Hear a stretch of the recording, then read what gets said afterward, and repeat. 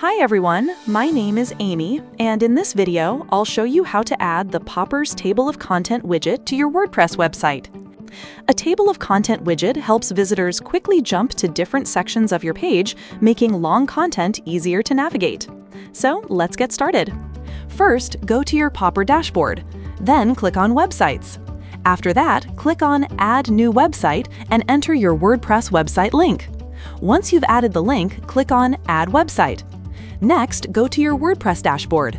In the Plugins section, search for the Popper plugin, then install and activate it. After activation, click on Popper from the left sidebar. Then check your email and click on Save Account Email. Now go to your Popper dashboard. Once you're there, click on Widgets, and after that, click Create New Widget. Now search for Table of Content in the widget library and open it. After that, choose a layout according to your preference. Once the widget editor opens, you'll see the preview on the right side and the settings on the left side. In the Content tab, you have two data source options, Auto Detect and Manual. In Auto Detect, you can add a content selector and target headings inside that section. You can also choose which heading levels to include, such as H1, H2, and H3.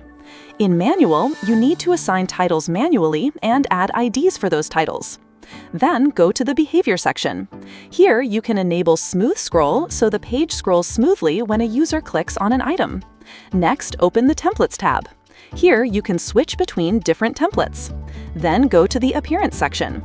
In this section, you can customize the background color, text color, and accent color. Once you're happy with the customization, click Publish Widget. After that, the installation code will appear. Copy the code and go to your WordPress site editor.